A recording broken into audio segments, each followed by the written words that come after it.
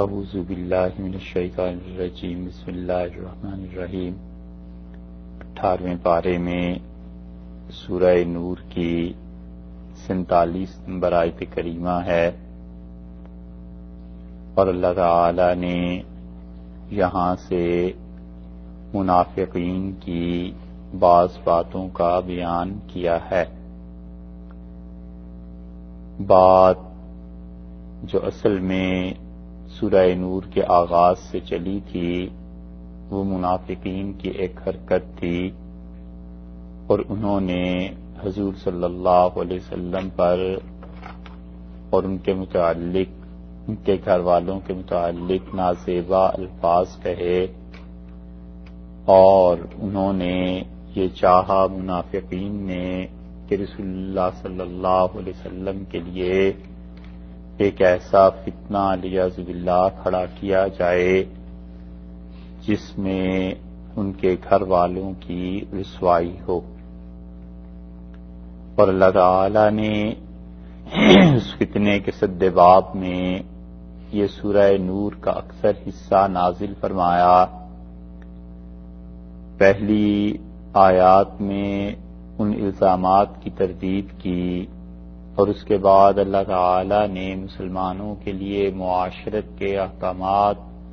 یہ بتائے، اور یہ بتا دیا کہ کس طرح اور کن کن چیزوں پر عمل کر کے تم لوگ اپنے معاشرے میں فحاشی اور عریانی اور اس قسم کی چیزوں کو ختم کر سکتے ہو، یا ان پہ جو پابندیاں لگ سکتی ہیں، اور جہاں سے ان معاملات میں ایک صالح معاشرے کی بنیاد بن سکتی ہے وہ کیا ہے۔ اب اس 47 نمبر آیت میں اللہ تعالی نے پھر ان منافقین کی حرکتوں کا ذکر کیا، اور یہ بتایا کہ یہ منافق لوگ جو ہیں یہ آپ پر دل سے ایمان نہیں لائے، اور جب بھی کوئی ایسا موقع آتا ہے جس موقع پر لوگوں کے مشورے کی ضرورت پیش آتی ہے، یا ایسا موقع آتا ہے جب انہیں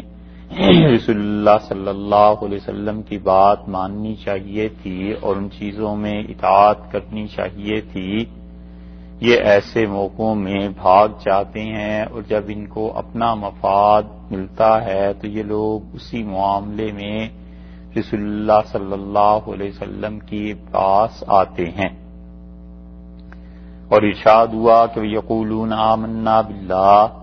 اور یہ وہ لوگ ہیں جو کہتے ہیں ہم ایمان لائے اللہ پر، وبالرسول، اور رسول اللہ صلی اللہ علیہ وسلم پر، واطعنا، اور ہم نے اطاعت کی۔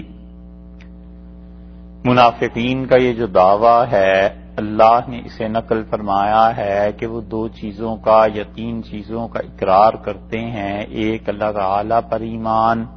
اور اس کے رسول صلی اللہ علیہ وسلم پر ایمان، اور ان کی اطاعت کہ ہم نے ان کی اطاعت کی۔ اور یہ ایسی چیز ہے جس کا ذکر سورہ بقرہ میں بھی گزرا ہے،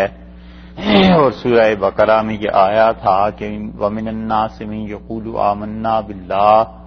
اور لوگوں میں وہ بھی ہیں جو یہ دعویٰ کرتا ہے کہ وہ اللہ پر ایمان لایا اور آخرت کے دن پہ ایمان لایا، وَمَا هُم بِمُؤْمِنِينَ، اور وہ لوگ ایمان والے نہیں ہیں۔ اور یہاں پر یہ بات ارشاد فرما دی کہ وہ یہ کہتے ہیں کہ ہم اللہ پر ایمان لائے اور رسول اللہ صلی اللہ علیہ وسلم پر ایمان لائے، اور ہم نے ان کی اطاعت کی، تو یہ دعویٰ جو ہے صرف زبانی ہے، اور جب کوئی آدمی زبانی طور پر ان چیزوں کا اقرار کرے گا اور اسلام کے جو ضروری احکامات ہیں ان کا اقرار ظاہر کی زبان سے کرے گا، تو ہم اس انسان کو مسلمان ہی قرار دیں گے، کیونکہ اب ہمارے پاس کوئی ذریعہ ایسا باقی نہیں ہے کہ یہ پتہ چل سکے کہ اس انسان کی نیت اور اس کا دل کیا کہتا ہے۔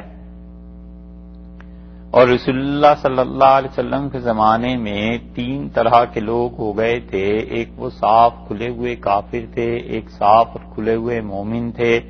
اور تیسرا گروہ جو منافقین کا تھا، جو رسول اللہ صلی اللہ علیہ وسلم کو دل سے نہیں مانتے تھے،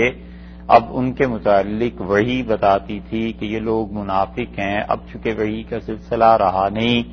تو اس لیے ہم یہ نہیں کہہ سکتے کہ فلاں آدمی اپنے عقیدے کے اعتبار سے منافق ہے اور اس کے دل میں یہ بات چھپی ہوئی ہے کہ اللہ کو نہیں مانتا یا رسول اللہ صلی اللہ علیہ وسلم کو نہیں مانتا. البتہ منافقت کا دوسرا پہلو جو رسول اللہ صلی اللہ علیہ وسلم نے عملی زندگی کا ارشاد فرمایا ہے کہ آپ نے کہا منافق کو دیکھو، وہ جب بات کرتا ہے جھوٹ بولتا ہے، وعدہ کرتا ہے اس کی خلاف ورزی کرتا ہے، جھگڑا کرتا ہے تو گالیاں دیتا ہے، اور اسی طرح امانت میں خیانت کا مرتکب ہوتا ہے، اور نماز کا وقت اسے ٹالتا رہتا ہے یہاں تک کہ کسی نماز کو اس کے آخری وقت میں پڑھتا ہے. اس قسم کی علامتیں اب بھی اگر کسی انسان میں پائی جائیں گی تو ہم اسے یہ کہیں گے کہ یہ آدمی اپنے عمل کے اعتبار سے منافق ہے یا فاسق ہے کہ اللہ کے احکامات کو توڑتا ہے. لیکن قرآن کریم نے یہاں پر ان منافقین کا ذکر کیا جو بظاہر ایسے تھے کہ انہوں نے دعویٰ کیا اللہ پر اور رسول اللہ صلی اللہ علیہ وسلم پر ایمان لانے کا، اور اللہ تعالیٰ اور اس کے رسول علیہ الصلوۃ والسلام پر ان کی اطاعت کے متعلق ہم ان کی اطاعت کرتے ہیں. تو اس کا مطلب یہ ہوا کہ یہ لوگ ظاہر میں مسلمان تھے مگر اللہ نے ان کی کلائی کھول دی اور اللہ تعالیٰ نے ان کا پردہ اٹھا دیا، اور پھر فرمایا ثم یتولی فریق منہم، اور ان میں سے ایک گروہ ایسا ہے من بعد ذالک، اس کے بعد یعنی اس قول اور دعوے کے بعد جب عمل کا وقت آتا ہے تو منہ پھیر کر چل دیتے ہیں. ایک بات تو یہ بتا دی کہ من بعد ذالک، اس کے بعد یعنی کس چیز کے بعد؟ یہ جو ان کا دعویٰ ہے، اور دعویٰ وہ تھا آمنا باللہ وبالرسول واطعنا. اس دعوے کے بعد پھر وہ کیا ہوتا ہے؟ جب عملی زندگی میں اس دعوے کو نافذ کرنے کا موقع اور اطاعت کا موقع آتا ہے تو یہ منافقین منہ پھیر کر چل دیتے ہیں. حدیث میں اس کی شان نزول پہ بھی بحث آئی ہے اور مفسرین نے لکھا ہے کہ ایک منافق اور ایک مومن انسان کے درمیان، ایک صحابی رضی اللہ عنہ کے درمیان زمین کا کوئی ٹکڑا تھا اور اس پر ان کی بحث چلی، اور منافق نے یہ دعویٰ کیا کہ یہ ٹکڑا میرا ہے، اور صحابی رضی اللہ عنہ نے کہا کہ زمین کا یہ ٹکڑا میرا ہے. اب وہ بحث کے دوران اس صحابی رضی اللہ عنہ نے کہا کہ چلو رسول اللہ صلی اللہ علیہ وسلم کے پاس چلتے ہیں اور ان سے جا کر یہ فیصلہ کراتے ہیں. اب اس منافق انسان کو چاہیے تھا کہ ان کی بات مان لیتا، مگر اس نے بات ماننے کی بجائے یہ کہا کہ چلو یہودیوں کا ایک سردار ہے کعب ابن اشرف، اس کے پاس چلتے ہیں اور اس سے جا کر یہ بات طے کراتے ہیں. تو اللہ تعالیٰ نے اس پہ فرمایا کہ اطاعت کے دعوے، لیکن دیکھو جب عملی زندگی میں اس کا وقت آتا ہے تو یہ لوگ اس سے پھر جاتے ہیں اور پھر اس کے بعد وہ چاہتے ہیں کہ کسی کافر کے پاس چلے جائیں. یتولی فریق منہم، ان میں سے ایک گروہ منہ پھیر لیتا ہے. وما اولئک بالمؤمنین، اور یہ لوگ ایمان والے نہیں ہیں. تو اللہ تعالی نے ان کو بھی کافر قرار دیا، یعنی ایمان کامل جو کسی انسان کا ہوتا ہے، ان منافقین کے دل میں کسی کے بھی دل میں ایمان نہیں ہے. تو مطلب یہ ہو گیا کہ وہ آدمی جو اللہ اور اس کے رسول صلی اللہ علیہ وسلم کی اطاعت کا دعویٰ کرے اور وہ انسان اپنی عملی زندگی میں کسی اور کو حاکم بنائے، کسی اور کے قانون کی پیروی اور اطاعت کرے، اسے کوئی مجبوری نہیں ہے، اللہ کے دین پہ عمل کر سکتا ہے، اس کے باوجود وہ اللہ کے دین پہ عمل نہیں کرتا، تو اس انسان کے دل میں وہ جو دین کی حقارت ہے اور وہ جو سمجھتا ہے کہ دین اس کے مسائل کو حل نہیں کر سکتا، تو یہ کفر ہے جو اس کے دل میں پوشیدہ ہے. اب ہم یہ تو نہیں کہیں گے اس زمانے میں کہ ایسا آدمی کافر ہے، مگر ہم یہ کہتے ہیں کہ ایسے لوگ فاسق ہو جایا کرتے ہیں، گناہ گار ہوتے ہیں، کیونکہ جب انہیں کہا جائے کہ اللہ اور اس کے رسول صلی اللہ علیہ وسلم کا یہ حکم ہے تو وہ اسے نہیں مانتے اور وہ کسی اور کے حکم کو ماننے پر کسی اور قانون کے تحت زندگی بسر کرنے کو ترجیح دیتے ہیں. اسی لیے اللہ تعالی نے اگلے جملے میں آیت میں یہ فرمایا وَإِذَا دُعُوا إِلَى اللَّهِ، اور جب انہیں بلایا جاتا ہے اللہ تعالی کی طرف ورسولہ اور اس کے رسول صلی اللہ علیہ وسلم کی طرف لیحکم بینہم اور تاکہ وہ ان کے درمیان فیصلہ کر دیں اذا جب فریق منہم ان میں سے ایک گروہ ایسا ہے مورزون وہ ٹال دیتے ہیں بات کو ایک طرف کو چل دیتے ہیں اور اللہ اور اس کے رسول صلی اللہ علیہ وسلم کے احکامات پہ یہ لوگ عمل نہیں کرنا چاہتے۔ اس آیت سے معلوم ہوا کہ اللہ تعالی جب بلائیں کسی بھی انسان کو خدا کا حکم پہنچے یا رسول اللہ صلی اللہ علیہ وسلم کا حکم پہنچے یا نبی کریم صلی اللہ علیہ وسلم کے بعد امت میں جو قاضی ان کی نیابت میں آئے خلفاء ان کی نیابت میں آئے ان میں سے کسی بھی اسلامی اور شرعی عدالت میں طلب پر جانا ضروری ہے کہ جب وہ بلائیں کہ یہ فلاں فیصلہ کرنا ہے تمہارے خلاف مقدمہ ہے یا فلاں آدمی کے خلاف اور اس میں تم نے گواہی دینی ہے یا تمہارے متعلق ہم نے کچھ فیصلہ کرنا ہے تو اس آدمی پر یہ فرض بنتا ہے کہ وہ جائے اور اس قانون کی پیروی کرے جو قانون اس وقت مملکت میں شرعاً فقہا نے اور اس زمانے کے اہل اجتہاد نے اور علماء نے اور حکومت نے نافذ کیا ہے۔ اور منافقین میں یہ بہت بڑی کمزوری تھی کہ وہ جب سمجھتے تھے کہ اس فریق یہاں پر پہنچ کے فیصلہ ہمارے خلاف ہو جائے گا تو وہ اللہ کا فیصلہ ماننے سے انکار کر دیتے تھے۔ اس لیے یہاں جب یہ بات آ گئی کہ انہیں پکارا جاتا ہے بلایا جاتا ہے اللہ اور اس کے رسول صلی اللہ علیہ وسلم کی طرف کہ ان کے درمیان فیصلہ کریں تو یہ لوگ اس بات کو ٹالتے ہیں، چاہتے ہیں کہ کوئی ایسا فیصلہ اسے انہیں برداشت نہ کرنا پڑے جس میں بظاہر دنیا میں ان لوگوں کی مالی اعتبار سے نقصان ہوتا ہے اور ان لوگوں کی حیثیت گھٹ جاتی ہے معاشرے میں۔ اور یہ بہت سے ایسے لوگ ملیں گے کہ اگر آپ نے یہ کہیے کہ شرعاً جو فقہا نے تقسیم کی ہے مال کی وراثت کی وہ اس طرح ہے تو وہ کہتے ہیں ہم شرعی قوانین کی بجائے جس ملک میں رہتے ہیں اس ملک کے قوانین کی پیروی کریں گے۔ اور جب انہیں کہا جائے کہ حنفی فقہا اس طرح تقسیم کرتے ہیں اس چیز کی تو وہ کہتے ہیں کہ اس معاملے میں اہل تشریع کا مسلک دیکھنا چاہیے کہ وہ کس چیز کی تقسیم کرتے ہیں اس کو لے لیں، تو اس کا مطلب یہ ہوا کہ وہ اللہ اور اس کے رسول صلی اللہ علیہ وسلم اور ائمہ مجتہدین کی بات سے انکار کر کے محض اپنی دنیا کو غالب رکھتا ہے۔ اور یہ بہت بڑا مرض ہے کہ کوئی آدمی اپنی دنیا بنانے کے لیے دنیا کو قائم رکھنے کے لیے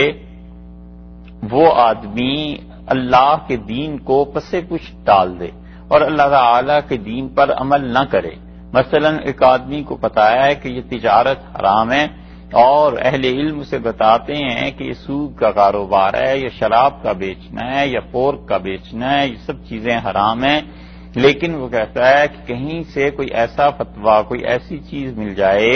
جس کے ماتحت میں یہ سارے کام کر سکوں تو وہ آدمی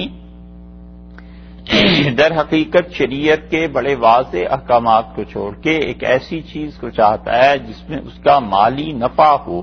تو مال کی وجہ سے وہ دین کو ترجیح نہیں دے رہا، وہ تو اپنے نفس کو ترجیح دے رہا ہے۔ اگر وہ دین کی بات ماننے والا ہوتا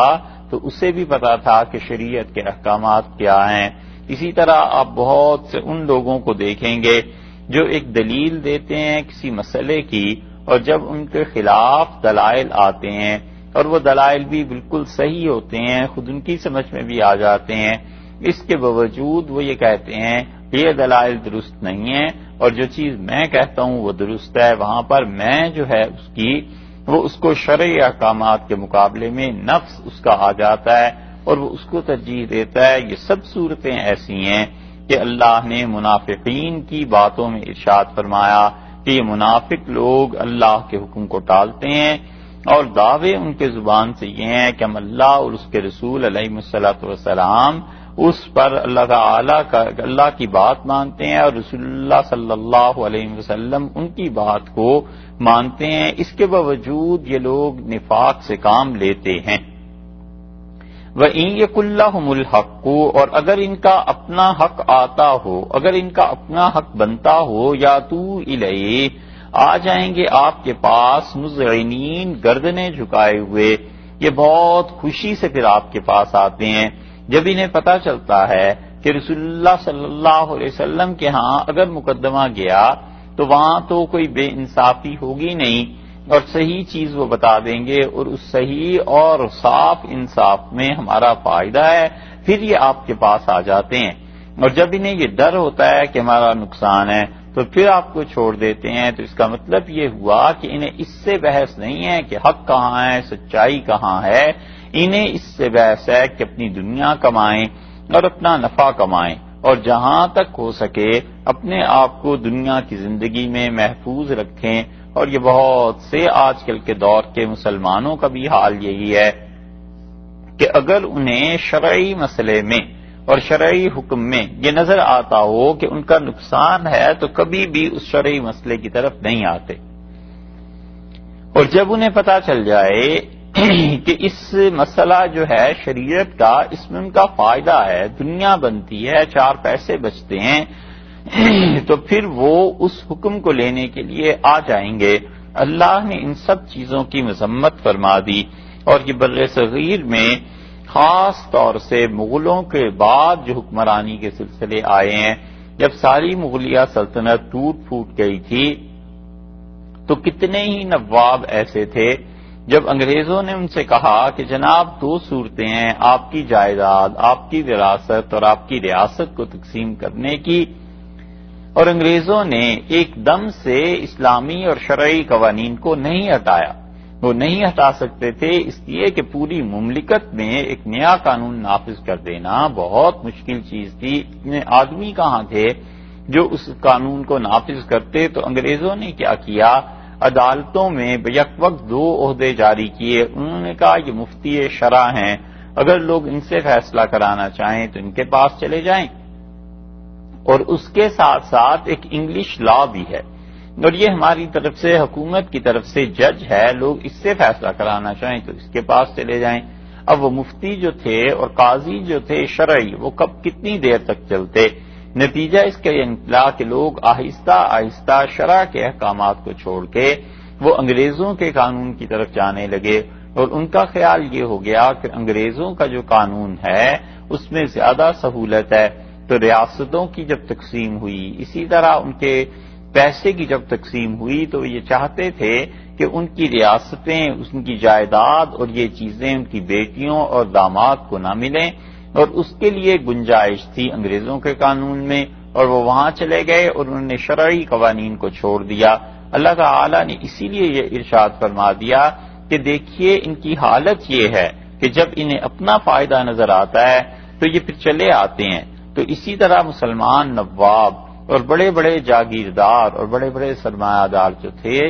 انہوں نے شریعت کی بات نہیں مانی، بس جب انہیں یہ ڈر لگا کہ یہ جائیداد اور وراثت اگر تقسیم ہوئی تو اس میں داماد کا حصہ بنے گا، اس میں بیٹیوں کا حصہ بنے گا، اور ہماری جائیداد ہمارے ہاتھوں سے نکل جائے گی، تو انہوں نے شریعت کے حکم کو تسلیم کرنے کی بجائے انگریزوں کا ساتھ دیا۔ اور پھر ہوتے ہوتے اسی طرح سارے قوانین میں اللہ اور اس کے رسول صلی اللہ علیہ وسلم کی اطاعت ان پر نرم پڑ گئی، آہستہ پڑ گئی، اور یوں سارے قانون کو گورنمنٹ نے چینج کر دیا، اور شرعی قوانین جو تھے وہ ختم ہو گئے اور انگریزوں کے قوانین نافذ ہو گئے۔ جہاں انگریزوں نے اتنے مظالم کیے ہیں وہاں مسلمان یہ بڑے بڑے خان اور نواب کے بھی کچھ پیچھے نہیں رہے، انہوں نے ان فیصلوں پر تسلیم بھی کیا اور ان فیصلوں پر خوشی کا بھی اظہار کیا، تب جا کر کہیں وہاں پر حالت بدلی ہے، اور تب جا کر غیر ملکی جو حکمرانی اور اقتدار تھا وہ قائم ہوا ہے۔ اللہ تعالی نے ان منافقین پر تعریض فرمائی اور ان منافقین کو کہا کہ افی قلوبہم مرض، کیا ان کے دلوں میں مرض ہے؟ آخر اس کی وجہ کیا ہے کہ رسول اللہ صلی اللہ علیہ وسلم کا فیصلہ نہیں مانتے اور یہودیوں کے پاس جاتے ہیں کہ وہ ان کے فیصلے کر دیں؟ افی قلوبہم مرض، کیا ان کے دلوں میں مرض ہے؟ یعنی منافقت کا مرض ہے، نفاق ان کو چمٹا ہوا ہے، یہ قطعی کفر ہے ان کا جس کو اللہ تعالی نے فرمایا ہے۔ اور اللہ نے یہ جو کہا ہے کہ کیا ان کے دل میں مرض ہے، تو اس کا مطلب یہ ہے کہ بظاہر تو یہ استفہام ہے، پوچھا جا رہا ہے، لیکن حقیقت میں اثبات ہے کہ یعنی یقیناً ان لوگوں کے دلوں میں مرض ہے، ان لوگوں کے دلوں میں یہ بیماری ہے، کفر کو ترجیح دینے کی اسلام پر اور باطل کو ترجیح دینے کی حق پر اور جھوٹ کو ترجیح دینے کی سچ پر، یہ لوگ اسی معاملے میں پڑے ہوئے ہیں۔ اسی لیے اس آیت سے یہ پتہ چلتا ہے کہ انسان کی روحانیت، اس میں جو امراض ہوتے ہیں اس کا مرکز انسان کا دل ہوا کرتا ہے، اور مرکز میں جو بات ہوتی ہے اعضاء اور جوارح سے وہی چیز ثابت ہوتی ہے۔ دلوں میں مرض لگ جاتا ہے، دل میں شریعت کی حقارت پیدا ہو جاتی ہے، دلوں سے شرعی احکامات کی وقعت اٹھ جاتی ہے۔ تو جب کسی انسان کا دل اس بات پر راضی ہو جائے اور اس کی سوچ یہ بن جائے کہ شرعی نظام درست نہیں ہے اور شریعت کی جو باتیں ہیں وہ مانے جانے کے قابل نہیں ہیں علیاذ باللہ، تو پھر اس کے لیے بڑا آسان ہے کہ وہ اپنے ہاتھ، پاؤں، نظر، کان ہر ایک سے اللہ کی معصیت کرے اور اللہ کی نافرمانی کرے، کیونکہ اس کے دل میں مرض آ گیا۔ اور دل میں جتنے بھی امراض ہیں روحانی اعتبار سے، یہ سب کے سب انسان کے لیے تباہ کن ہوتے ہیں۔ اسی لیے قرآن کریم میں پہلے پارے میں بھی آیا ہے کہ فی قلوبہم مرض،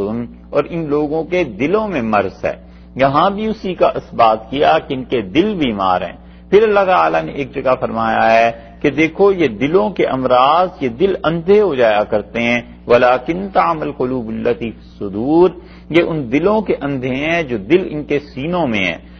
حسد آ جاتا ہے، بغض، کینہ، ریاکاری، کیا کیا چیزیں انسان کے دل میں آ جاتی ہیں، اور اس کے نتیجے میں انسان ان امراض کا شکار ہو کر جب دل کے ہاتھوں مجبور ہوتا ہے تو اعضاء سے اس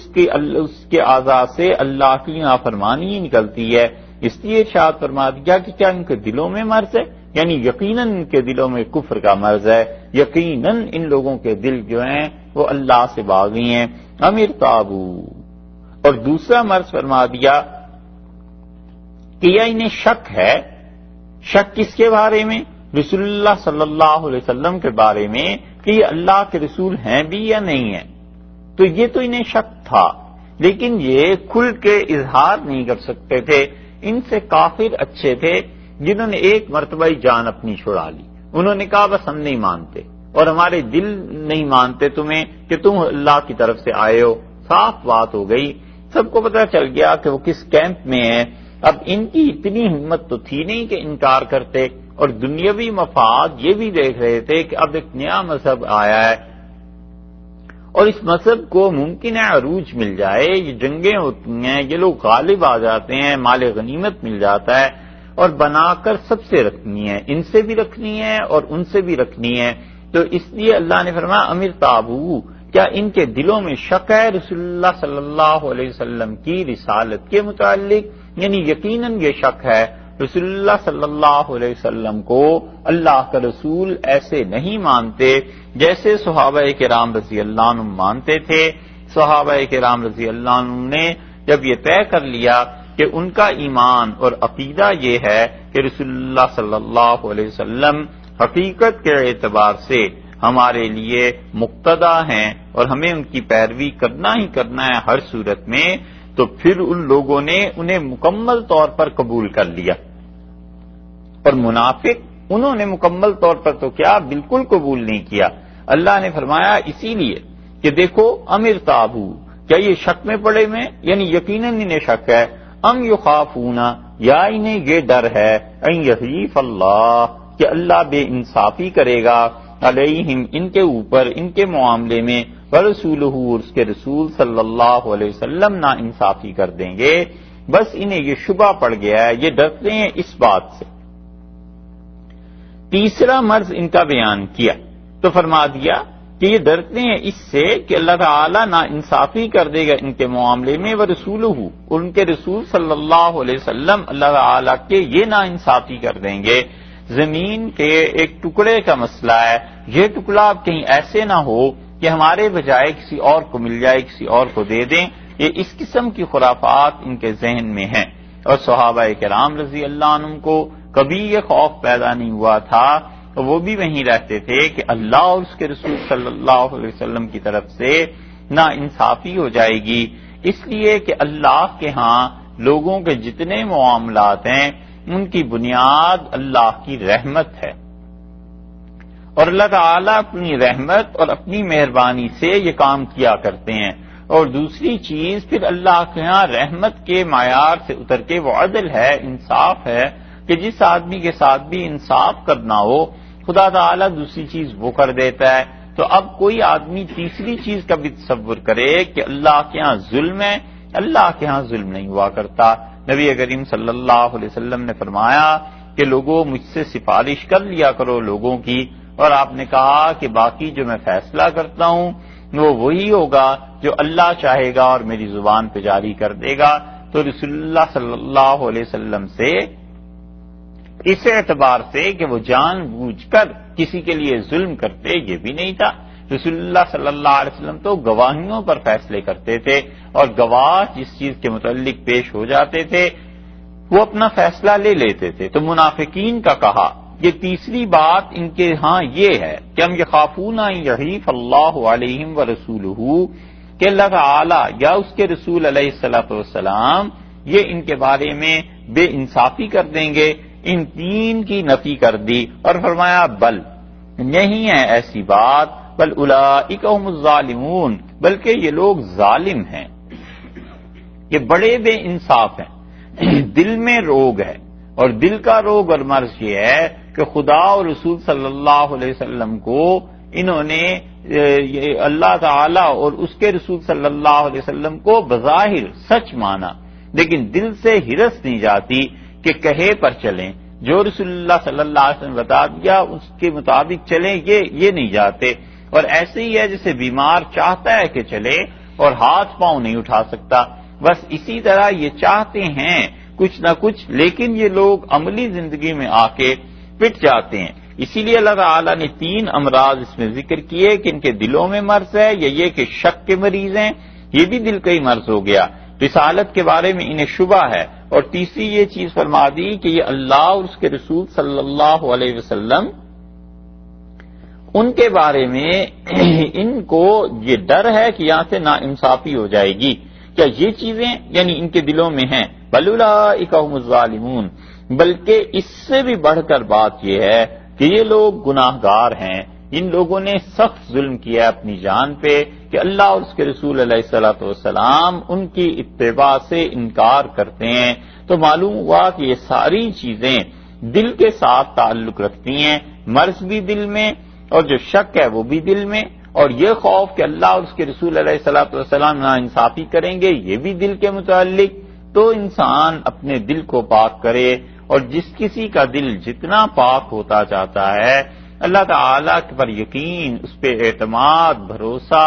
یہ ساری چیزیں اس انسان کی بڑھتی چلی جاتی ہیں۔ سارا معاملہ دل کا ہی ہے، اسی لیے رسول اللہ صلی اللہ علیہ وسلم نے ارشاد فرمایا الا ان فی الجسد لمضغہ، اور یاد رکھو انسان کے جسم میں ایک گوشت کا ٹکڑا ہے،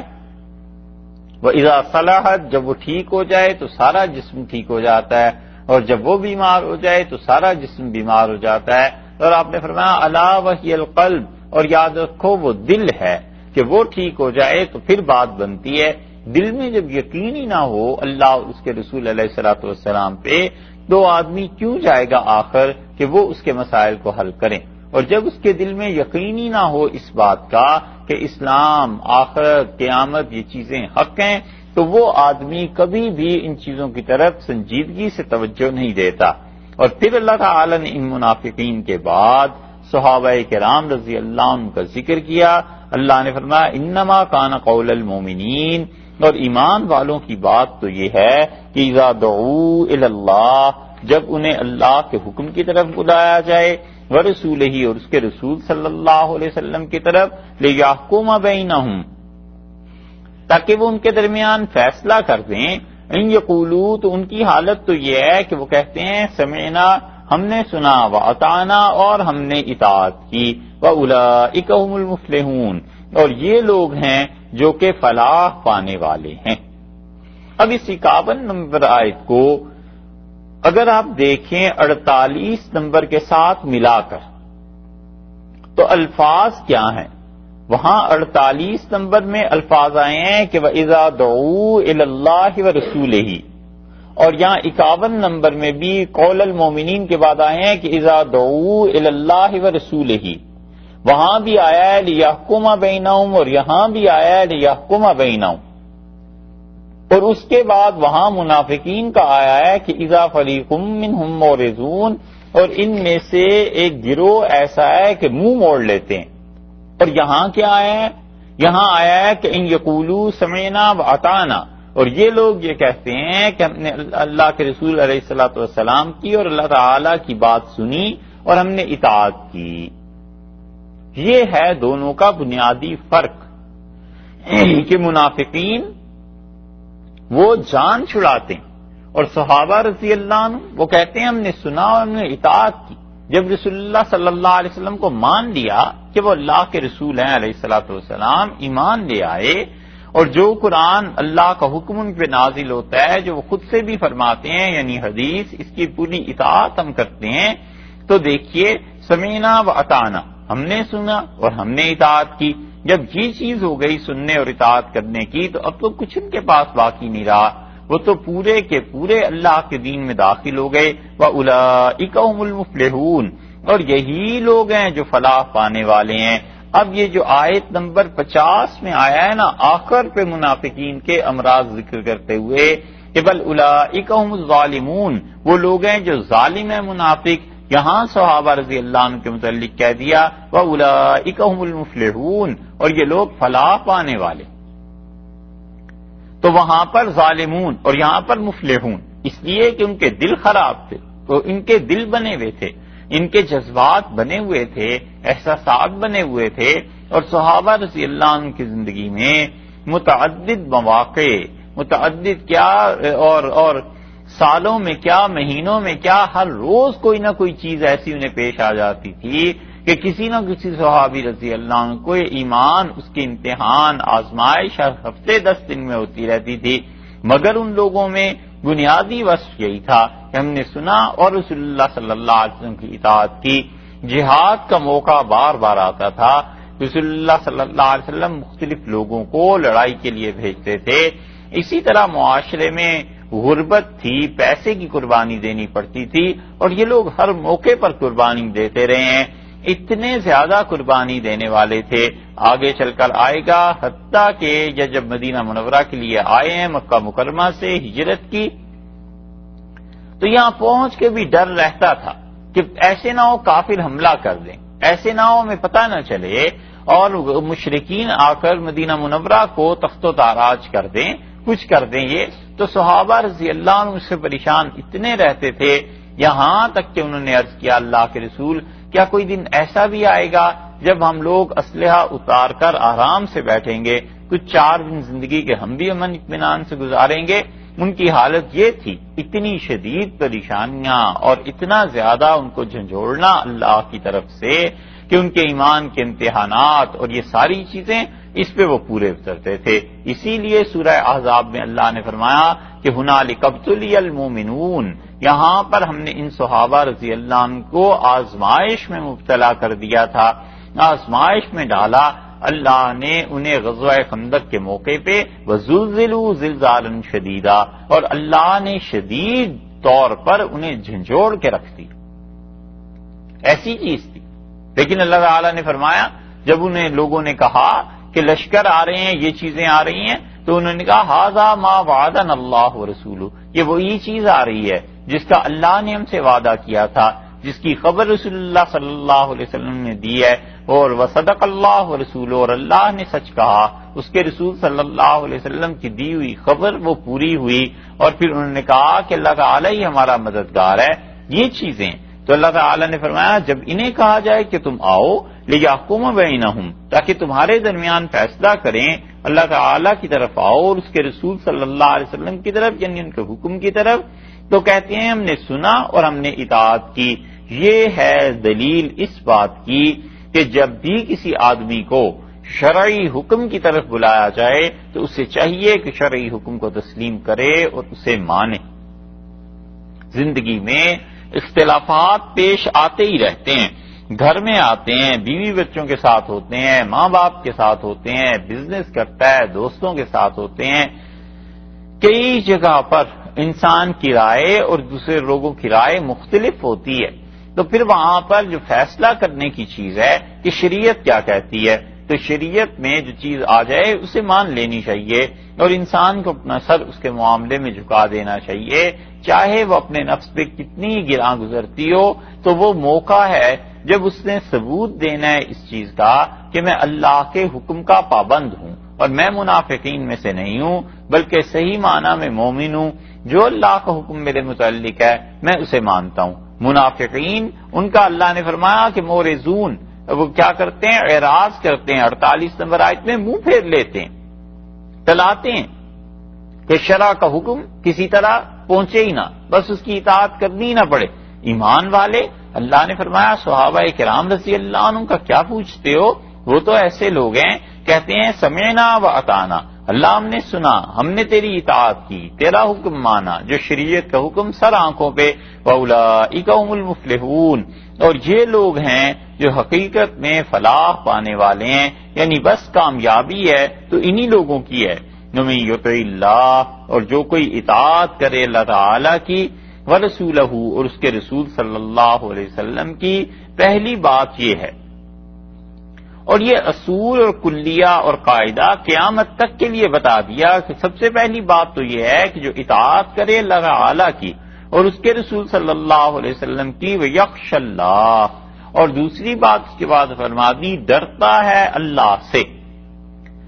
کس چیز میں ڈرتا ہے؟ ڈرتا اس بات سے ہے کہ ماضی میں جو گناہ ہو گئے ہیں ان کا کیا بنے گا، اللہ سے معافی مانگتا رہتا ہے، ڈرتا رہتا ہے خدا سے کہ خدا کی بڑی ساری نافرمانیاں کر دیں، ان کا کیا بنے گا۔ اس لیے لوگ اپنے ماضی کے متعلق گناہوں پر نظر جاتی تھی، توبہ کرتے تھے۔ اللہ نے فرمایا خدا کا خوف اس انسان کے شامل حال رہتا ہے۔ دوسری بات وَيَتَّقْهِ،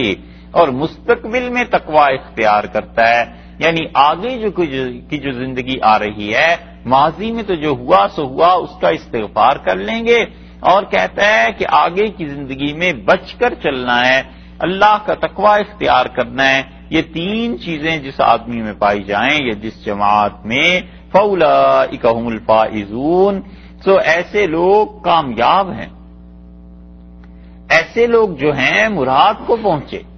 مراد کو پہنچے تین چیزوں کی وجہ سے، اطاعت اللہ کی اور اس کے رسول صلی اللہ علیہ وسلم کی، اور اللہ تعالی کی اطاعت جب قرآن پاک کو سمجھے اور پڑھے اس سے پتہ چلتی ہے، اور رسول اللہ صلی اللہ علیہ وسلم کی اطاعت جب سنت پہ عمل کرے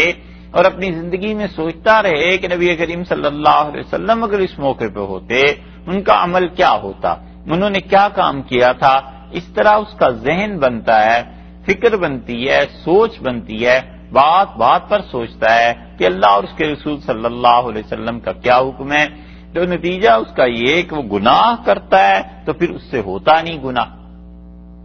کیونکہ گناہ کے کام میں وہ کیا سوچے گا کہ اللہ نے یہ حکم دیا ہے۔ مثلا ایک آدمی علیہ باللہ شراب پیتا ہے اور اس کو سوچنے کی عادت یہ پڑ گئی کہ مجھے ہر کام میں یہ دیکھنا ہے کہ اللہ اور اس کے رسول صلی اللہ علیہ وسلم کا حکم کیا ہے۔ اب جب اس مقام پر پہنچے گا تو پھر وہ یہ سوچے گا ہی کہ اللہ اور اس کے رسول علیہ الصلوۃ والسلام کا حکم وہ سوچے گا کہ حرام ہے، پھر نفس میں کشمکش پڑ جائے گی۔ اب جو چیز بھی اس پہ غالب آتی ہے، اگر گناہ غالب آ گیا اس کا حل ہے توبہ کا کرنا، اور اگر اللہ اور اس کے رسول علیہ الصلوۃ والسلام کی اطاعت غالب آ گئی تو اس کے لیے خوشخبری ہے کہ وہ کامیاب ہو جائے گا۔ دوسری بات یہ کہہ دی کہ وہ ماضی کے جو گناہ ہیں ان کے بارے میں ڈرتا ہے،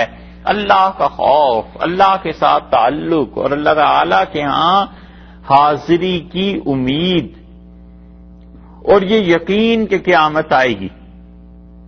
اور یہ یقین کہ مجھ سے پوچھا جائے گا، اللہ اپنے حقوق کے بارے میں بھی پوچھے گا، لوگوں کے حقوق کے بارے میں بھی پوچھے گا، ماضی میں غلطیاں ہو گئیں، نماز نہیں پڑھی، چھوڑ دی تھی، اب وہ اس ڈر سے اپنی نمازوں کی قضا کرتا ہے کہ اللہ کے ہاں جانا ہے، وہ اپنے حق کے بارے میں پوچھے گا، کیا خدا کو جواب دوں گا کہ میں نے تیرے حقوق کو کیسے ضائع کیا یا پامال کیا؟ اسی لیے رسول اللہ صلی اللہ علیہ وسلم نے فرمایا اللہ تعالی کے حقوق میں سب سے پہلا حق جس کے متعلق پوچھا جائے گا وہ نماز ہے، اور بندوں کے حقوق میں سب سے پہلا حق جو پوچھا جائے گا وہ قتل ہے، خون ہے۔ تو ان چیزوں کے بارے میں وہ ڈرتا ہے کہ کسی کا حق مار لیا تھا، مجھے اس کا حق ادا کرنا ہے، قضا نماز ہے، قضا نماز کو پڑھنا ہے، میرے ذمے تھی، اور میں نے جو اللہ کا حق آج سے 10 سال پہلے نماز کا دینا تھا وہ آج میں پورا کر رہا ہوں، پھر اس پر استغفار بھی کرتا ہے۔ اس لیے صرف نمازوں کی قضا واجب نہیں بلکہ اس کے ساتھ ساتھ استغفار بھی ضروری ہے کہ اللہ سے معافی بھی مانگتا رہے کہ خدا بندہ جو تقصیر اور کوتاہی ہو گئی اس سے درگزر فرما۔ اللہ نے کہا ہے کہ وہ ماضی کے گناہوں پہ ڈرتا ہے، وَيَتَّقِهِ، اور آئندہ مستقبل، یہ تیسری چیز کہ مستقبل میں وہ تقوی کی روش اختیار کرتا ہے، وہ تقوی کی راہ اختیار کرتا ہے، وہ سنوارتا ہے اپنے آپ کو آئندہ کے لیے کہ بچ کر چلے۔ فَأُولَئِكَ، یہ جو چیز ہے کہ مستقبل میں اپنے آپ کو بچاتا ہے، یعنی دن بدن اس کی حالت اچھی ہوتی جاتی ہے۔ نماز ہے مثلاً تو سوچتا ہے پہلے ہی کتنی میرے ذمے ہیں، یہ اب میں پھر قضا کرنے لگا ہوں تو آخر زندگی کا کیا بھروسہ ہے، کب چل پڑنا ہے، اس معاملے میں احتیاط کرنی ہے۔ زکوٰۃ ہے پہلے دینی تھی، کتنی وہ میرے ذمے رہ گئی ہے، غریبوں کا حق بنتا ہے، یہ زکوٰۃ مجھے ادا کرنی ہے۔ حج کے متعلق سوچتا ہے، لوگوں کے حقوق ہیں اس کے متعلق سوچتا ہے، اور زندگی آہستہ آہستہ بچاؤ کی طرف آتی ہے، زندگی آہستہ آہستہ سنورنے کی طرف آتی ہے۔ جب یہ چیز آدمی میں فکر پیدا ہو جائے کہ مجھے ایک اچھے آدمی جیسی زندگی گزارنی ہے، مومن جیسی، فَأُولَئِكَ هُمُ الْفَائِزُونَ، فرمایا یہ لوگ ہیں جو فائز ہیں، یعنی یہ لوگ ہیں ایسے جو کامیاب ہیں، مراد کو پہنچے یہ لوگ۔ تو مراد نجات تھی، مراد یہ تھی کہ اللہ معاف کر دے، مراد یہ تھی مقصد، مطلب، مراد، کامیابی، منزل، سب ایک ہی چیز۔ تو منزل یہ تھی کہ اللہ تعالیٰ درگزر فرما دے، اس تک پہنچے، منزل یہ تھی کہ اللہ تعالیٰ جنت کا داخلہ دے، اس تک پہنچے، منزل اور مقصد یہ تھا کہ اللہ تعالیٰ اگلا جہان اچھا کر دے، اس تک پہنچے۔ فَأُولَئِكَ هُمُ الْفَائِزُونَ، اور یہ لوگ ہیں جو کہ کامیاب ہو گئے، یعنی ان انسانوں کی کوشش کو اللہ نے قبول فرما لیا، جو گناہ تھے اس سے خدا نے درگزر کیا، اور جو تقوی تھا اللہ کے ہاں قبولیت کے مقام پر پہنچ گئے۔ اب یہ دو آیات جو درمیان میں آ گئی ہیں، ان دو آیات کو تو کہتے ہیں کہ یہ درمیان میں ویسے برسبیل تذکرہ آ گئی، معترضہ جملہ کہتے ہیں کہ وہ دو آیات جو ہیں اللہ تعالیٰ نے اس کو تو صحابہ رضی اللہ عنہ کی شان میں نازل کر دیا، وگرنہ اصل سلسلہ کلام جو ہے وہ 47 نمبر آیت سے چل رہا تھا، اور 47 نمبر آیت کے بعد اب سلسلہ کلام جو ہے 51 اور 52 نمبر آیت کو چھوڑ کے پھر وہی سے شروع ہو جاتا ہے۔ 47 میں یہ فرما دیا تھا کہ جب انہیں بلایا جاتا ہے اللہ اور اس کے رسول صلی اللہ علیہ وسلم کی طرف، تو انہیں کہا جاتا ہے کہ ان کا فیصلہ ماننا ہے تم نے، تاکہ وہ فیصلہ کر دیں اللہ اور اس کے رسول علیہ الصلوۃ والسلام تمہارے درمیان۔ یہ منافقین اس فیصلے سے بچتے ہیں۔ اب وہاں سے جو سلسلہ شروع ہوا تھا اسے 50 نمبر آیت تک اللہ تعالی نے بتا دیا کہ یہ منافقین کی روش ہے، اور اس کے بعد اب دیکھ لیجئے پھر منافقین کی بات اللہ تعالی نے شروع فرمائی، اور فرمایا وَأَقْسَمُوا بِاللَّهِ، اور یہ کیا کرتے ہیں، اللہ کے نام کی قسمیں اٹھاتے ہیں۔ یہ پھر انہی منافقین کا تذکرہ آ گیا جو منافقین جو پہلی آیات میں مراد تھے، وَأَقْسَمُوا بِاللَّهِ، اور اللہ تعالی نے فرمایا قسمیں کھاتے ہیں اللہ کی، جَهْدَ أَيْمَانِهِمْ، پوری کوشش، پوری ہمت، پوری طاقت لگا کے، زور لگا کے تاکید کی قسمیں کھاتے ہیں، یعنی زور و شور سے قسمیں کھانا، اللہ کا نام لے لے کے قسمیں کھانا، بہت زیادہ خدا کی بات کرنا۔ اسی لیے رسول اللہ صلی اللہ علیہ وسلم نے یہ بات ارشاد فرمائی کہ آپ کا زیادہ قسمیں نہ کھایا کرو، اور رسول اللہ صلی اللہ علیہ وسلم نے منع کیا اللہ کے نام کی سچی قسم کھانے سے۔ اور کوئی آدمی جھوٹی قسم کھائے اس کو تو کہا یمین غموس، ڈبو دینے والی قسم، ڈوب گیا، برباد ہو گیا کسی آدمی نے جھوٹی اگر قسم کھا لی جان بوجھ کے۔ ایک یہ ہے کہ کوئی آدمی غلط فہمی سے جھوٹی قسم کھا لیتا ہے تو اس انسان پر ایسا گناہ نہیں ہے، مثلاً وہ اپنے طور پر یہ سمجھتا رہا کہ اپنا آدمی چلا گیا ہے، دوسرے نے کہا کہ واقعی چلا گیا، اس نے کہا ہاں ہاں خدا کی قسم چلا گیا، اب پتہ چلا کہ وہ آدمی نہیں گیا اور اس مقام پہ موجود ہے، تو اس نے اپنے دھیان کے مطابق قسم کھا لی ہے، اگرچہ یہ جھوٹ ثابت ہو گیا لیکن اس انسان کو پتا نہیں تھا، یہ ایک الگ چیز ہے۔ اور جان بوجھ کے اللہ کے نام کی قسمیں اور جھوٹی قسمیں کھانا وہ تو بہت شدید ہے۔ اس لیے اللہ تعالی نے یہاں پر یہ فرما دیا کہ ان منافقوں کی حالت دیکھو، یہ قسمیں کھاتے ہیں جہد ایمانہم، پورے زور و شور سے قسمیں کھاتے ہیں، یعنی مکمل طور پہ اللہ کا نام لے لے کے پوری کوشش کر کے خدا کی قسم کھاتے ہیں الا ان امرتہم، اگر آپ انہیں حکم دیں گے منافقوں کو لیخرجن، تو یہ ضرور آپ کے ساتھ جہاد کے لیے نکلیں گے، کہ اگر آپ انہیں حکم کریں تو سب کچھ چھوڑ کر نکلیں۔ یہ کہتے ہیں، ان کا کہنا یہ ہے قسم کھا کھا کے کہ اگر آپ حکم کریں تو سب چھوڑ چھاڑ کے ہم نکل جائیں گے، اللہ کی راہ میں جا کر لڑیں گے، محنت کریں گے، یہ سب چیزیں کریں گے، اور یہ کرنے والے نہیں۔ یہ تو محض دکھاوے کی باتیں ہیں، محض دکھاوے کی قسم ہے۔ اس سے معلوم ہوتا ہے کہ آدمی نے جس کام کو نہ کرنا ہو، جس وعدے کو پورا نہ کرنا ہو، اس کے متعلق نہ کہے۔ اسی لیے فقہا نے لکھا ہے کہ ایک آدمی نے دل میں یہ طے کر لیا کہ میں یہ کام نہیں کروں گا، اور ظاہر میں وہ اس پہ وعدہ کرتا ہے، تو یہ کبیرہ گناہوں میں سے ہے۔ یا تو اپنے دل کو ٹھیک کرے کہ اللہ نے توفیق دی، انشاءاللہ کیوں نہیں، یہ کام کرنا ہے، مسلمان ہوں، مجھے تو یہ کام کرنا ہی چاہیے، پھر تو ٹھیک ہے، پھر زبان سے بھی اظہار کرتا ہے کہ اللہ کی توفیق ملی میں اس کام کو کروں گا۔ ایک یہ ہے کہ اس نے دل میں طے کر دیا کہ اس کام کو تو بالکل نہیں کرنا، اور نیکی کا کام اس پہ خدا کی قسم کھا لی، وہ اور گناہ، ہاں کر لی، وعدہ کر لیا، یہ بھی گناہ۔ منافقین کی صفات میں بیان کیا گیا کہ ان کی حالت یہ ہے کہ بڑے زور و شور سے قسمیں کھاتے ہیں اور کہتے ہیں لئن امرتہم، اگر آپ انہیں حکم کریں لیخرجن، تو یہ سب کچھ چھوڑ چھاڑ آپ کے ساتھ خدا کی راہ میں نکل جائیں گے، خدا کی راہ میں جا کر کام کریں گے۔ قل لا تقسموا، آپ ان سے کہہ دیجئے کہ لا تقسموا، قسمیں نہ کھاؤ۔ ایک تو جھوٹ بولنا، دل میں یہ ہونا کہ یہ کام نہیں کرنا، اوپر سے قسمیں اللہ کے نام کی، بالکل نہ قسمیں کھاؤ، رہنے دو اس کو، کیوں اپنے آپ کو زیادہ گناہ گار کرتے ہو، زیادہ اپنے آپ کو ڈبوتے ہو، اس کو نہ کرو، ایک بات۔ اور جو یہ کہتے ہیں کہ آپ کے ساتھ چلیں گے تو قسموں کے ساتھ کہتے تھے، قسم کو منع کر دیا۔ دوسری بات کیا؟ طاعتن، اور ان کی اطاعت ہے، ان کا پیچھے چلنا ہے۔ یہ آپ ان سے کہہ دیجئے کہ ایک تو قسمیں نہیں، اور طاعتن، حکم برداری چاہیے، معروفہ، وہ جو دستور کے مطابق ہے، جو قاعدے کے مطابق ہے، وہ فرما برداری چاہیے۔ یہ نمائشی اطاعت جو ہے تمہاری، وہ ہمیں معلوم ہو گئی۔ یہ جو محض خالی خولی دعویٰ ہے نا کہ جب بھی اسلام کو ضرورت پیش آئی جہاد کی، ان چیزوں کی، ہم اللہ کی راہ میں نکلیں گے، یہ بہت ہو چکا۔ اللہ نے کہا نہ قسمیں کھاؤ اور نہ بار بار یہ دعوے کرو، صاف بات کہو، اور وہ یہ ہے کہ اللہ کی راہ میں کام کرو،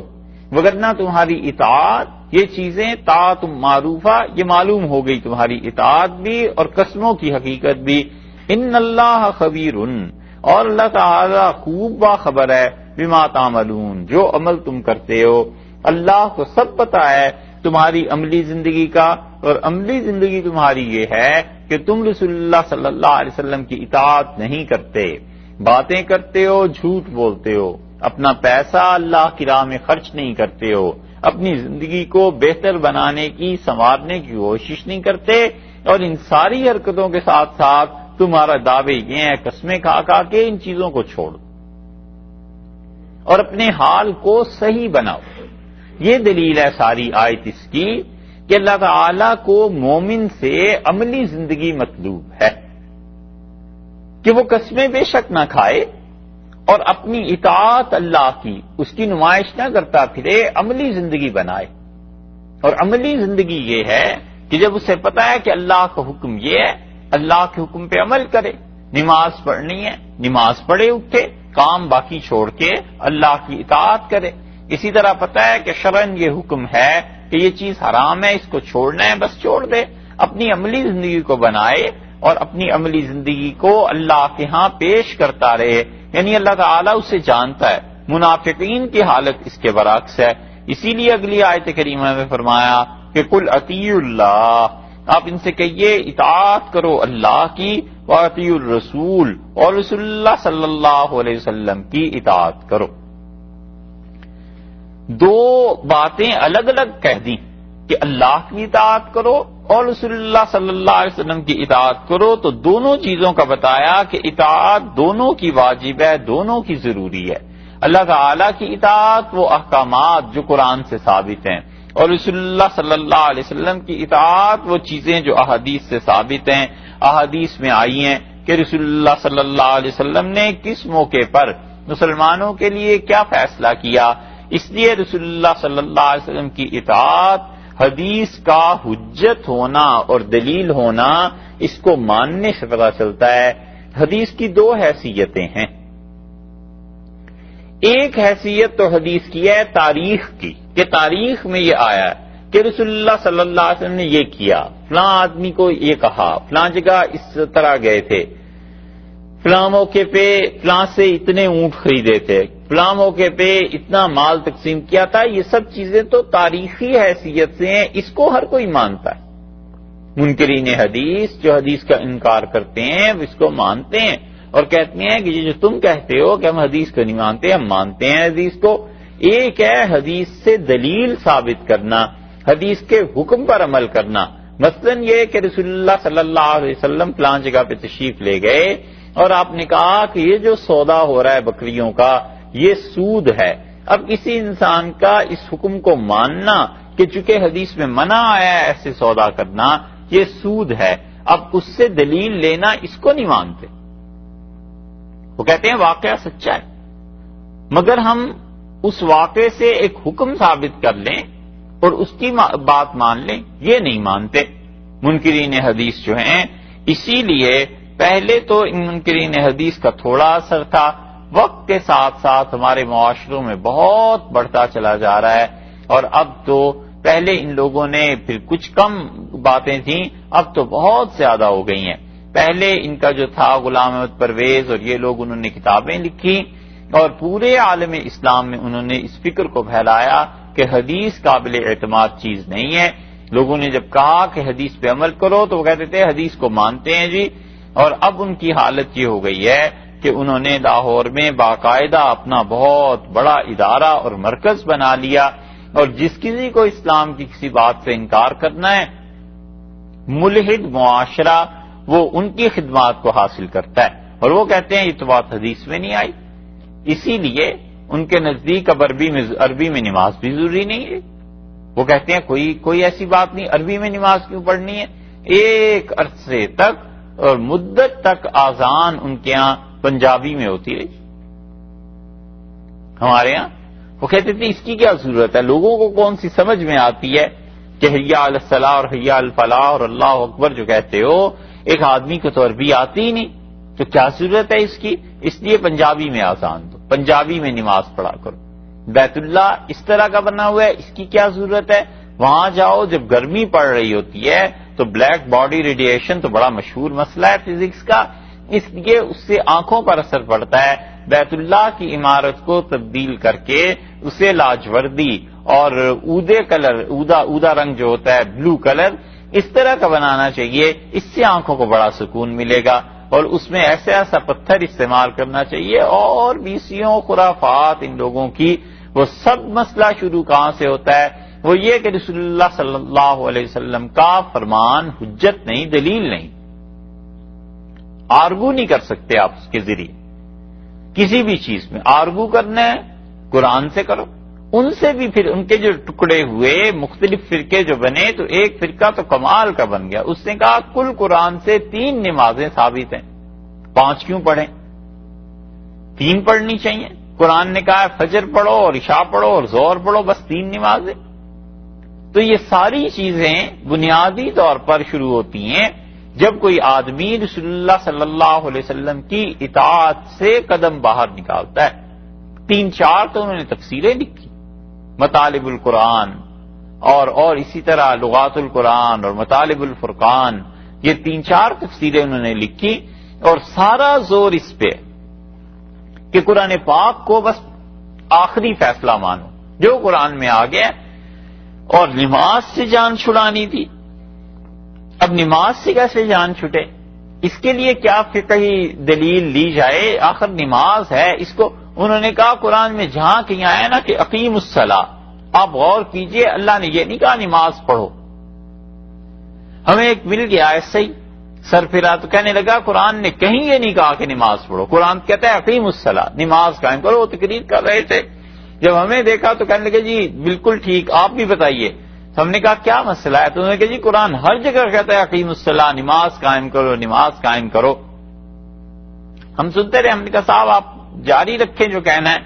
انہوں نے کہا اقامت صلاۃ کا مطلب یہ ہے کہ سینٹرل گورنمنٹ قائم کرو. جب مرکز میں تمہاری حکومت ہوگی تو سارے صوبے تمہارے انڈر ہو جائیں گے، تو تم قرآنی نظام نافذ کر سکو گے. تو لوگ حیران ہوئے اس دلیل پہ، بڑے خوش ہوئے جو اس کے ماننے والے تھے، اور کچھ جو تھے بیچارے نئے نئے گئے ہوئے وہ ہمیں بھی دیکھیں اسے بھی دیکھیں. تو ہم نے کہا صاحب بحث مناظرے کی بات نہیں ہے، یہ تو ٹھیک ہو گیا، چلیے فرض کر لیجئے ایک لمحے کے لیے قرآن نے سینٹرل گورنمنٹ کے قیام کا حکم دیا ہے. انہوں نے کہا قرآن میں یہ آیا ہی نہیں کہ نماز پڑھو. ہم نے کہا یہ جو آتا ہے ہر مسلمان کو تقریباً حفظ ہوتی ہے، جو سورہ کوثر ہے اس میں جو اللہ نے فرمایا فصلی لربک، اور اپنے رب کے لیے نماز پڑھیے، اس میں تو خدا نے نہیں کہا کہ قیام سینٹرل گورنمنٹ کا قیام ہو، خدا نے تو کہا پڑھیے. تو بالکل وہ ایسے جیسے آگ پہ پانی پڑ جائے، وہ ادھر ادھر دیکھنے لگے. تو ہم نے کہا استادوں نے بس اتنا ہی شاید آپ کو پڑھایا ہوگا، تو جتنا پڑھ کے آئے تھے اسی پہ بات کر سکتے تھے، ہم اس سے زیادہ اب کیا چلتے. تو اس لیے یہ حدیث کو نہ ماننا یہ ایک مستقل فتنہ ہے، اور اتنا بڑا فتنہ ہے کہ پورے دین اور مذہب کی بنیاد اکھیڑ دیتے ہیں. محدثین کی اپنی مباحث الگ ہیں کہ یہ حدیث ضعیف ہے، کمزور ہے، حسن کے درجے کی ہے، صحیح ہے، مرفوع ہے، کتنی حدیث کی قسمیں ہیں، وہ بالکل ایک الگ بات. لیکن حدیث کو انکار کر جانا اور اس کو آرگومنٹس میں نہ لانا کہ اس سے کوئی چیز ثابت نہیں ہوتی، یہ ایسی چیز ہے کہ کوئی بھی چیز پھر دین میں باقی نہیں رہتی. زکوٰۃ کا نصاب ہے وہ باقی نہیں رہ سکتا، اس لیے کہ زکوٰۃ کا نصاب قرآن نے کہاں متعین کیا ہے کہ وہ 100 میں سے 2.5% دینی ہے. قرآن نے کہاں متعین کیا ہے کہ ایک آدمی کے پاس بکریاں ہیں تو اس میں سے کیسا نصاب ہونا چاہیے، اونٹ ہے ایک آدمی کے پاس اس کا کیا نصاب ہے. یہ ساری چیزیں حدیث ہی ہمیں بتاتی ہے، رسول اللہ صلی اللہ علیہ وسلم ہی کے عمل اور ان کے فتووں سے، اور پھر خلافت راشدہ سے پتہ چلتا ہے کہ یہ سب چیزیں کیا ہیں. اس لیے اللہ تعالی نے فرمایا کہ اطاعت کرو اللہ کی اور اطاعت کرو رسول اللہ صلی اللہ علیہ وسلم کی، اس لیے کہ انہوں نے جو کچھ بھی چیزیں بتائی ہیں اللہ کی طرف سے بتائی ہیں. حتیٰ کہ رسول اللہ صلی اللہ علیہ وسلم اتنے محفوظ تھے دین کی تشریح کرنے کے بارے میں کہ کہیں انہوں نے اپنے اجتہاد سے تشریح کی ہے تو اللہ نے کہا آپ کا اجتہاد بالکل درست ہے. اللہ تعالیٰ نے تائید کی ہے. یہودیوں کے ساتھ لڑائی میں 28ویں پارے میں یہ باتیں آتی ہیں، موضوع تو وہاں کا ہے. اللہ تعالیٰ نے فرمایا ما قطعتم من لینۃ، یہ جو کھجور کے درخت آپ نے کٹوائے ہیں، ترکتموہا، جنہیں آپ نے باقی رہنے دیا ہے، قائمۃ علی اصولہا، جو اب بھی اپنے تنے پہ کھجوروں کے درخت برقرار ہیں، اور جو آپ نے کٹوائے ہیں فباذن اللہ، یہ سب اللہ کے حکم سے ہوا ہے. ہم کہتے ہیں کہاں اللہ نے حکم دیا ہے؟ ہمیں بھی تو بتاؤ، یہ قرآن ہے نا، کہاں اللہ نے حکم دیا؟ کہیں بھی نہیں. اس کا مطلب یہ ہے کہ رسول اللہ صلی اللہ علیہ وسلم نے جو چیز اپنے اجتہاد سے کی ہے، یا تو یہ مانا جائے کہ اللہ نے حکم دیا تھا، ایسی وحی تھی جس کا قرآن میں تذکرہ نہیں، وہی چیز ہے، اس کو ہم کہتے ہیں حدیث. تو بھی ہمارا ہی فائدہ ہے. اور ہم کہتے ہیں یا یہ مان لیا جائے کہ رسول اللہ صلی اللہ علیہ وسلم نے اجتہاد کیا کہ یہودی اس قلعے کو نہیں کھولیں گے، ان درختوں کو کاٹو، اس اجتہاد پر اللہ نے تائید فرما دی کہ آپ نے جو کچھ کیا یہ میرا ہی حکم ہے۔ تو اگر اجتہاد مان لیا جائے تو بھی رسول اللہ صلی اللہ علیہ وسلم محفوظ ہیں، اور اگر اسے وہی مان لیا جائے تو اس کا مفاد فائدہ یہ ہے کہ پھر حدیث پہ بات آ جاتی ہے تو بھی ہمارا مقصد ثابت ہوتا ہے۔ اور اتنی زیادہ حفاظت رسول اللہ صلی اللہ علیہ وسلم کی ہے اللہ نے جب انہوں نے دین کی تشریح کی ہے، اتنی حفاظت فرمائی ہے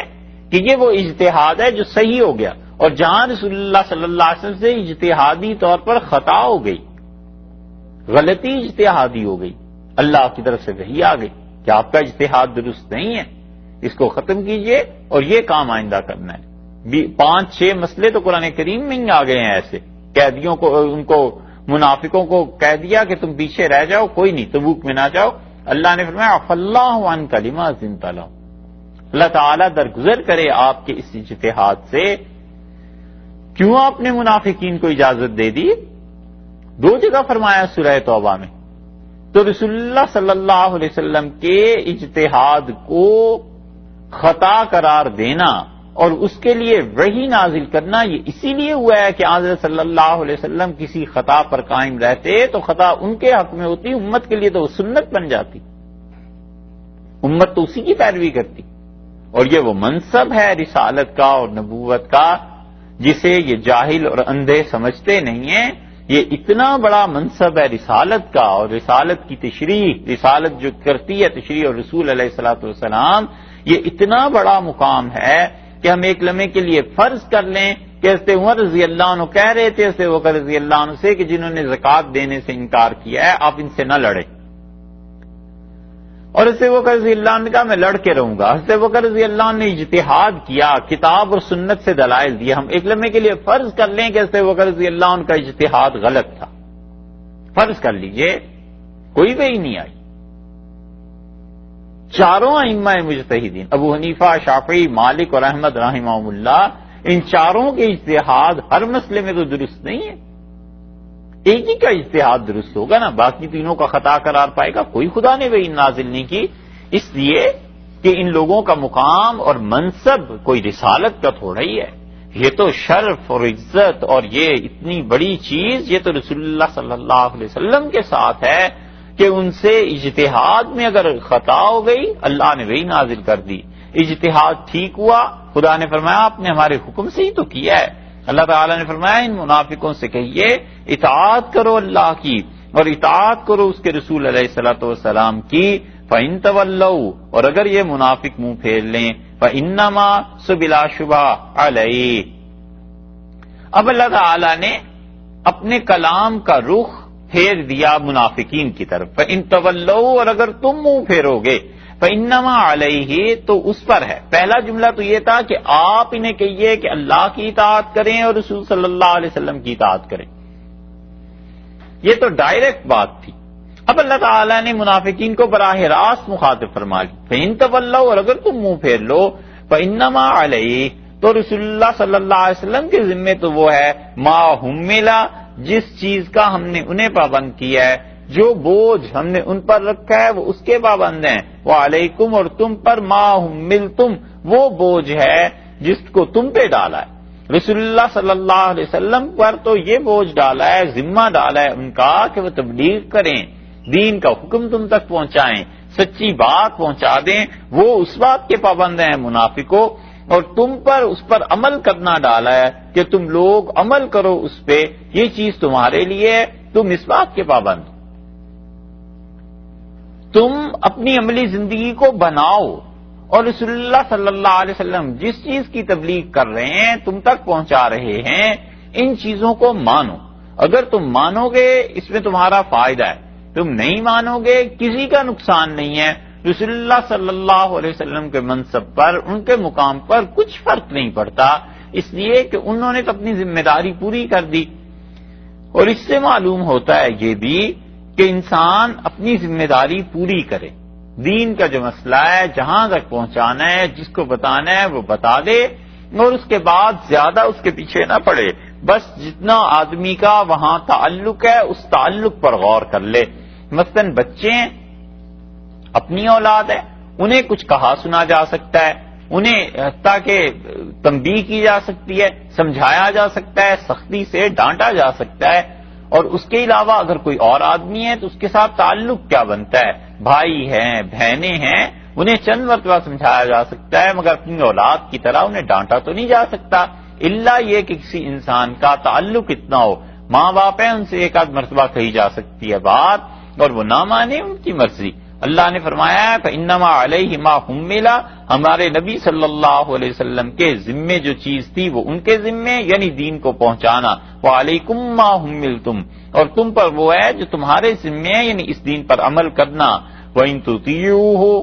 اور اگر تم مانو گے ان کی، یعنی رسول اللہ صلی اللہ علیہ وسلم کی، تَهْتَدُوا،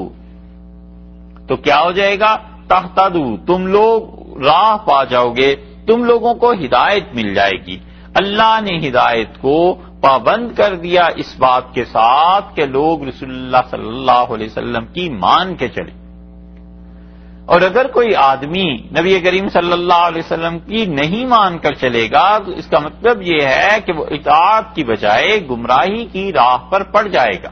تو اطاعت کے ساتھ باندھ دیا، اطاعت کو رسول اللہ صلی اللہ علیہ وسلم کی اتباع کے ساتھ. اس لیے جتنی بھی چیزیں ہیں، اللہ تک پہنچنے کی جتنی بھی راہیں ہیں، وہ سب کی سب رسول اللہ صلی اللہ علیہ وسلم کے اس واسطے اور راستے سے گزر کر جاتی ہیں. ان کے علاوہ کوئی ہدایت کی راہ نہیں ہے. ایک آدمی اگر اپنے پاس سے کوئی ہدایت کی راہ تجویز کرتا ہے اور اس راہ پر رسول اللہ صلی اللہ علیہ وسلم کی تصدیق نہیں ہے، ان کی مہر نہیں ہے، ان کا دین نہیں ہے، تو وہ دوسرے لفظوں میں نبوت کا انکار کرتا ہے. امام مالک رحمۃ اللہ علیہ نے فرمایا فقد زعم انہ خان الرسالہ، وہ یہ الزام لگاتا ہے کہ رسول اللہ صلی اللہ علیہ وسلم نے رسالت کا پیغام پہنچانے میں خیانت کی. یعنی نبی کریم صلی اللہ علیہ وسلم نے 10 راہیں بتائی تھیں، اب ایک آدمی اٹھ کے کہتا ہے 2 راہیں اور بھی ہیں اللہ تک پہنچنے کی، تو اس کا مطلب یہ ہے کہ وہ رسالت کے منصب پر یا تو اپنے آپ کو فائز کر رہا ہے، اور یا یہ کہتا ہے کہ رسول اللہ صلی اللہ علیہ وسلم نے 12 راہیں بتانی چاہیے تھیں، 10 بتائی تھیں اور 2 چھپا گئے تھے. تو دوسرے لفظوں میں امام مالک رحمۃ اللہ علیہ کے بقول وہ رسالت کے منصب پر خیانت کا الزام لگاتا ہے. اس لیے اللہ نے فرمایا ہے کہ اطاعت کرو ہمارے نبی علیہ الصلوۃ والسلام کی، تہتدوا، تو تم ان پر اس راہ پر چلنے سے ہدایت پا جاؤ گے. وما علی الرسول، اور رسول اللہ صلی اللہ علیہ وسلم کے ذمے کیا چیز ہے؟ الا البلاغ المبین، ہاں بس یہ ہے مگر کہ وہ بات کو کھلے طریقے پر پہنچا دیں، بس واضح طور پر جو اللہ کا حکم ہے وہ تم تک پہنچا دیں. کوئی جبر انہوں نے نہیں کرنا، کوئی ایسی چیز نہیں ہے کہ تمہیں مجبور کیا جائے کہ تم ضرور اس دین کو مان کے ہی چلو. یہ تمہاری اپنی مرضی کی باتیں ہیں، یہ تمہارا اپنا اختیار ہے. اگر اللہ کے اختیار انسانوں کو نہ دیتا اور انسانوں کی مرضی نہ مانی جاتی تو پھر ثواب، عذاب، یہ سب چیزیں بیکار ہو جاتی. اگر جبر سے ہی نظام قائم ہونا ہوتا تو اللہ تعالیٰ پوری دنیا پہ ہی جبر کر لیتا. ہر آدمی کا معاملہ یہ ہو جاتا کہ جبر سے وہ انسان صحیح چیز کو اس پہ آ جاتا. اللہ تعالیٰ فرشتوں کو بھیج دیتا، فرشتے مجبور کرتے انسان کو کہ اللہ کو ایک ہی مانو. اللہ نے اختیار دے دیا اور بتایا کہ تم جو کچھ اپنے اختیار سے کرو گے وہ عمل ہے جس کو تسلیم کیا جائے گا. حتیٰ کہ فقہا کے ہاں بحث ہوئی ہے کہ کوئی آدمی نماز کے کسی حصے میں سوتا رہا تو اس انسان کا وہ معاملہ ٹھیک ہے یا نہیں. اور کچھ حنفی فقہا اس طرف گئے ہیں کہ وہ کہتے ہیں کہ اس نے ابتدا میں جب اللہ اکبر کہہ دیا تو اپنے اختیار اور ارادے سے ہی تو کہا تھا، نیت اپنے اختیار اور ارادے سے کی تھی، بس ٹھیک ہے. نماز میں اگر سوتا بھی رہا تو نماز ہو گئی، امام کے پیچھے تھا سوتا رہا، نماز ہو گئی. لیکن جس پہ فتویٰ دیا گیا ہے اور جو صحیح قول ہے وہ یہ کہ اگر کوئی آدمی نماز کے ایک پورے فرض میں سوتا رہ گیا تو فقہا کہتے ہیں اس کی نماز نہیں ہوگی، کیونکہ اس نے اپنے ارادے اور اختیار سے اس فرض کو پورا نہیں کیا۔ مثلا ایک آدمی ہے، قیام فرض ہے، تراویح میں امام نے 2-3 آیتیں چھوٹی چھوٹی صورتیں پڑھا دی اور اسے اتنی شدید نیند تھی کہ جب اللہ اکبر کہہ کے کھڑا ہوا تو آنکھ لگ گئی۔ جب رکوع میں جانے کا وقت آیا تو یہ قیام پورے کا پورا سوتے میں گزار دیا، اور جب اللہ اکبر کی زور سے آواز کان میں پڑی، ادھر ادھر والے جھکے تو اس نے سوچا کہ اوہو اب تو رکوع ہو گیا، اللہ اکبر کہہ کے رکوع میں چلا گیا۔ فقہا کہتے ہیں نماز ٹوٹ گئی۔ اس کی وجہ یہ ہے کہ پورا قیام جو فرض تھا اس نے اپنے ارادے اور اختیار کے بغیر گزارا۔ تشہد میں سو گیا، یہ تو بہت جگہ ہو جاتا ہے۔ گرمیوں میں جب تراویح ہوتی ہیں نا، راتیں ہوتی ہیں چھوٹی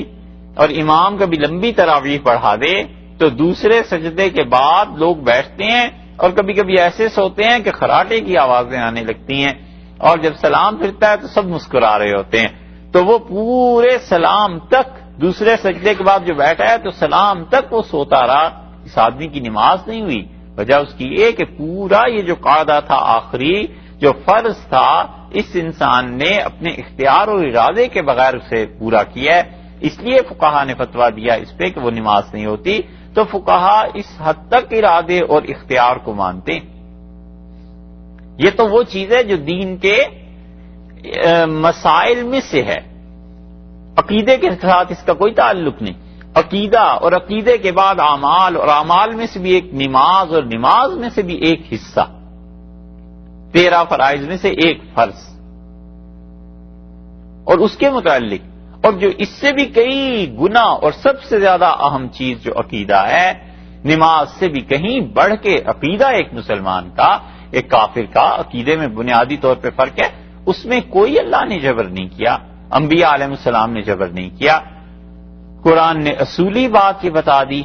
اور یہ کہہ دیا کہ لا اکراہ فی الدین، اس دین کو قبول کرنے میں کوئی جبر نہیں، کوئی جبر نہیں کر سکتا۔ حضرت عمر رضی اللہ عنہ نے اپنے ایک نوکر سے کہا،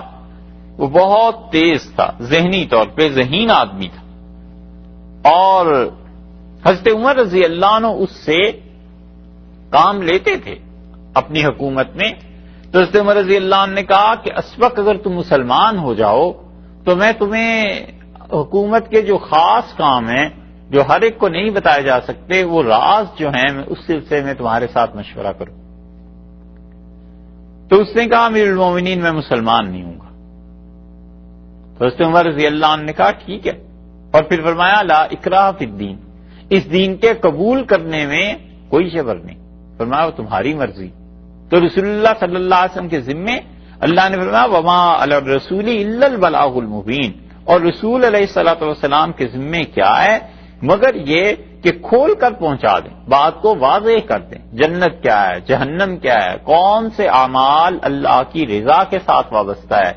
اور کون سے اعمال تمہیں خدا کی ناراضگی تک لے جائیں گے، کن اعمال پہ تمہیں جنت ملے گی، کن کاموں پہ خدا کے ہاں سے جہنم ملتی ہے یا لعنت بڑھتی ہے، یہ سب چیزیں واضح ہیں، اور رسول اللہ صلی اللہ علیہ وسلم نے واضح طور پر ان چیزوں کو ارشاد فرما دی۔